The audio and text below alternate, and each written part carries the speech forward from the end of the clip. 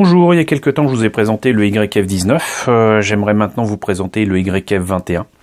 Même réflexion autour de la beauté de la boîte et de l'illustration de Hidetaka Tenjin, dont j'ai hâte de vous présenter l'interview que j'ai réussi à obtenir à Japan Expo. Merci encore à toute l'équipe de Japan Expo et notamment l'équipe presse qui m'a permis de rencontrer ce grand monsieur, ce grand illustrateur. Et donc là, nous avons le YF21 qui est donc, on va dire, l'engin, le méca ennemi du YF19, puisqu'il s'agit de prototypes à l'essai pour savoir quelle sera la nouvelle génération d'engins qui équipera toute la flotte, on va dire, de Macross. Et le YF21 qui est piloté par un Zantradien, un micronisé, qui s'appelle Garudo Bowman. Et ce cher Garudo peut piloter le YF21 par la pensée, c'est-à-dire qu'en fait il ne tient pas les manettes, il a une espèce de casque qui lui permet de contrôler donc par la pensée l'engin. Ce qui nous fait un rapport immédiat, puisque de toute façon Macross Plus est une espèce d'hommage à de grands films des années 80, que ce soit l'étoffe des héros, des trucs comme ça, mais surtout là je pense immédiatement à un film de Clint Eastwood qui s'appelle Firefox. Si vous connaissez pas Firefox, c'est une sorte de film d'espionnage où Clint Eastwood est donc envoyé en Russie pour voler un prototype d'engin qui est supposé inverser le cours de la guerre froide, au bénéfice de nos amis russes. Et donc certains du côté même russe décident que c'est beaucoup trop dangereux et qu'il faut livrer cet engin, donc le Firefox, aux Américains, pour éviter qu'il n'y ait une troisième guerre mondiale qui serait mortelle à l'humanité.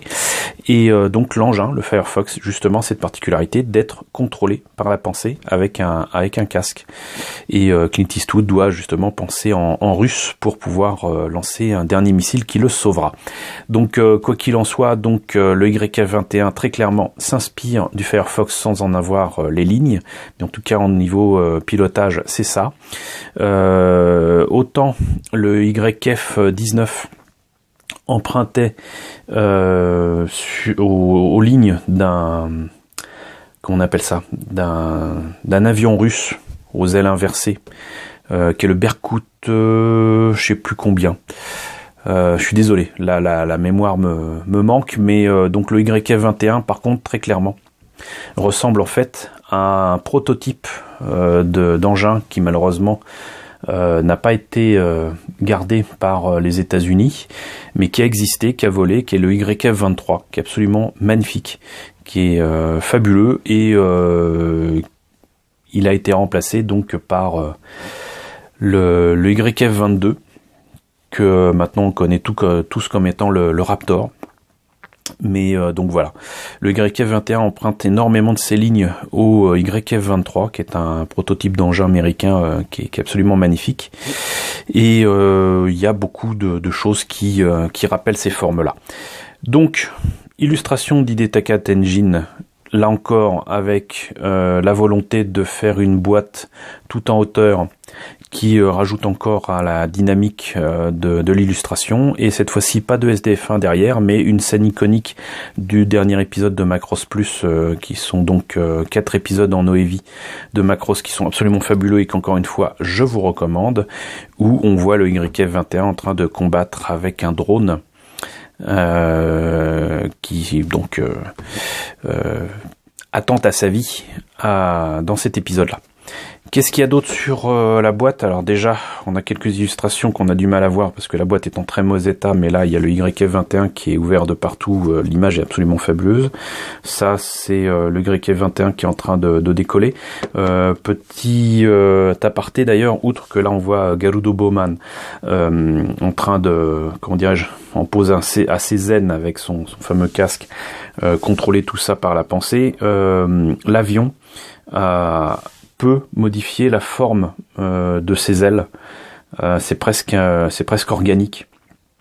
Et ça aussi c'est assez fabuleux à voir dans les OEV.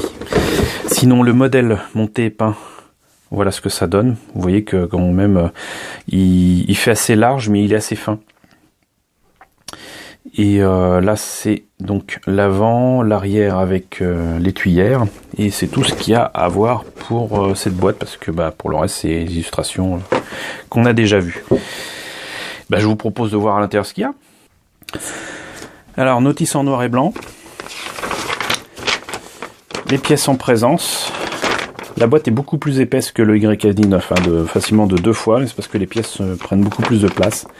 Et moi je vois déjà des détails qu'on ne verra pas au final, mais qui sont quand même là si vous décidiez de faire certaines scènes du 4e épisode de Macross Plus, et ça c'est cool. On commence bien évidemment par le cockpit, et là étrangement carrément par la verrière.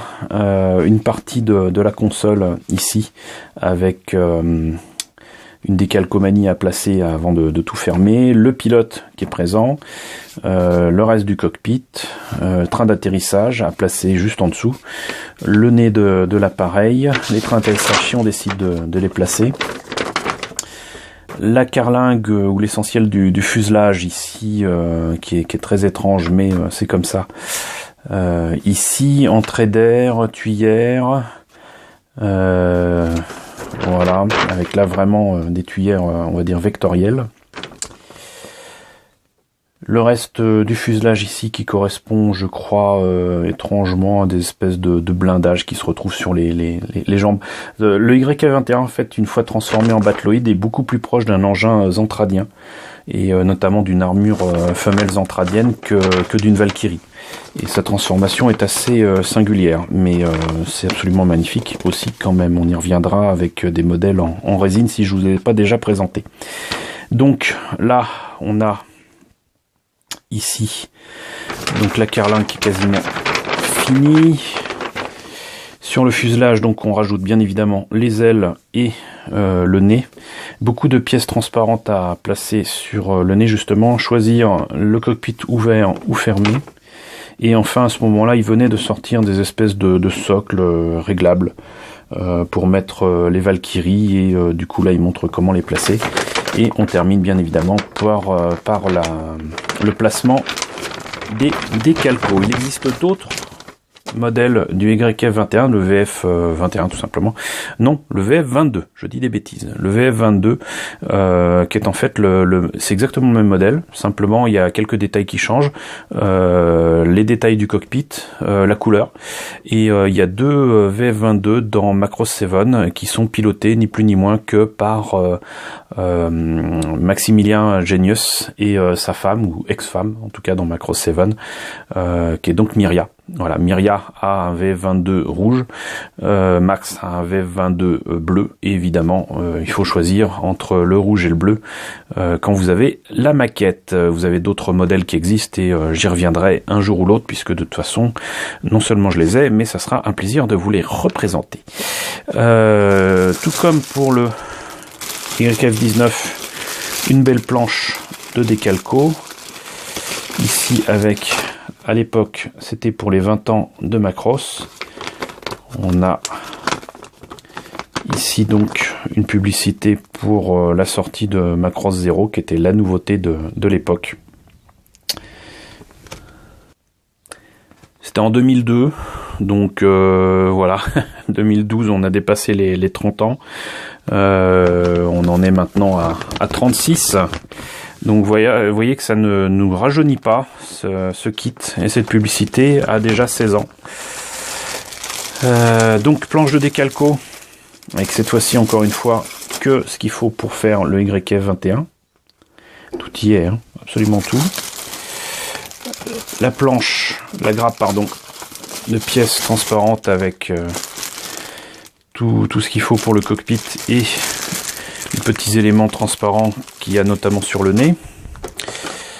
Encore une fois, j'insiste là-dessus sur la qualité de gravure et des détails de Hasegawa. Vous voyez, c'est fin.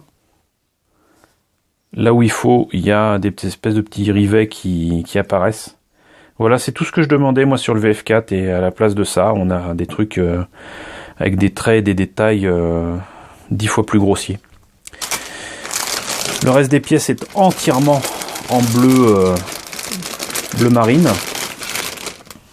C'est la bonne couleur hein, au passage, mais bien évidemment si vous le faites en no paint, vous aurez quelques surprises. Ça par exemple les tuyères, il vaut mieux les faire en acier. Le reste ici des ailes qui cette fois-ci par contre est en 2 parties, contrairement au YF19. Ici là encore de superbes détails sur la carlingue du YF21. Vous voyez, rien que cette pièce là quoi, c'est juste magnifique, c'est juste superbe. Le dessous de la pièce en question, les entrées d'air et autres thrusters, le nez de l'appareil, les petits détails, les trains d'atterrissage, etc. Voilà, du coup je sais même pas où est passé le pilote. Ça y est, je le vois. On l'a raté dès le début. Mais là donc du coup, il n'y en a qu'un et il est là. Et du coup il est dans une pose qui va bien pour l'instant.